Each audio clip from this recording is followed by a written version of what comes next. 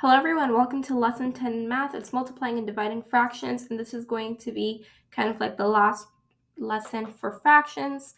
So today we're going to learn how to multiply and divide fractions, obviously, and let's get started. Part one is multiplying fractions. When you're multiplying fractions, you have to multiply the denominator by the denominator and the numerator by the numerator. And then you're going to reduce if possible. Over here, I've put this in italics just because this is not a rule that applies to every fraction when we're multiplying them. It's just if needed. So say if you're given a mixed number, in order to multiply that, it's easier to convert that to an improper fraction and then multiply, and then convert it back, the final answer, to a mixed number so that you end up with a mixed number answer.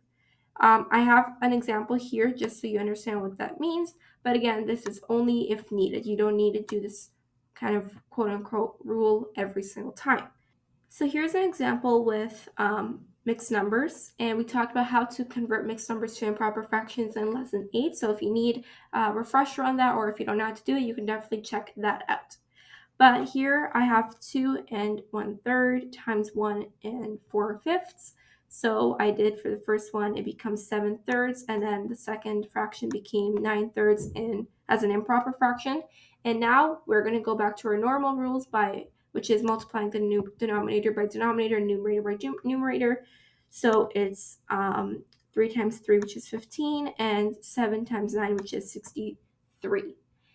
And then the next part was to reduce if possible. And in this case, we can reduce because this is a pretty big fraction. And how could we reduce it? Well, both of these numbers are divisible by 3. So 15 divided by 3 is 5, and 63 divided by 3 is 21. So our final answer is 21 over 5, or because we were given the question as a mixed number, or if we want to give the answer as a mixed number as well, we can go back and convert this improper fraction to a whole or a mixed number, which is 4 and 1/5. And again, we talked about how to go from improper to mixed number, or mixed number to improper fraction in lesson 8. So before I move on to the practice questions, here is a definition of a word that you may come across when talking about fractions, and it's reciprocal. So a reciprocal is an expression with a product of 1. So an example here could be 3/5 times 5/3. So that means 3 times 5, the numerator, is 15, and 5 times 3, the denominator, is 15. And then basically 15 over 15 is equivalent to 1 as a whole number. Or it can reduce to 1. So that's what a reciprocal is. It could also kind of be like the flip of that fraction, so 3/5 and 5/3. Now practice, so these are just like 8 questions here for you that you could use to practice, and the answers will be in the description box if you choose to take advantage of these by actually doing them, which I highly recommend. Part 2 is dividing fractions. So when we're dividing fractions, what we really are doing is we're multiplying. So here I wrote multiply the first fraction by the reciprocal and of the second fraction. Reduce if possible, and just like what we talked about in part 1, you can still convert mixed up numbers to improper fractions and vice versa if needed. So let's take a look at this example here.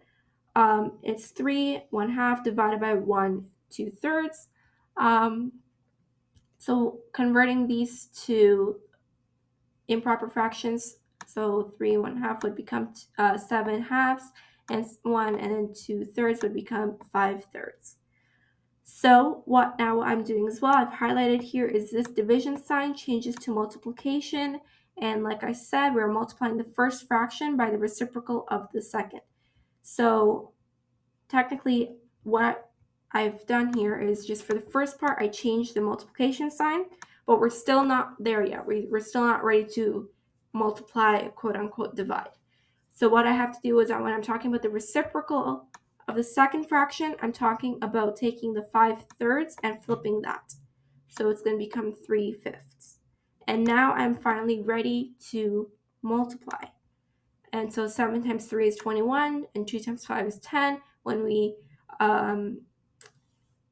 and that's the final answer. You can't reduce it anymore. But when we change it into a mixed number, it can become 2 and 1/10.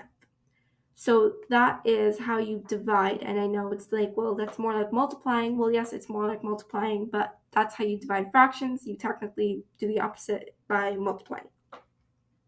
And here are some practice questions, 8 of them here. And of course, show your work when you're doing it, but when I put it in the description box, it's just going to be the final answer.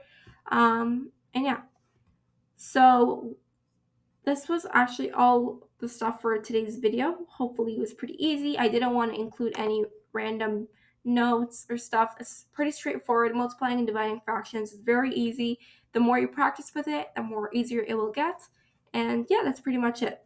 So take advantage of the practice questions here, and I'll put the answers in the description box as I mentioned before. But thanks so much for watching, and see you in the next one.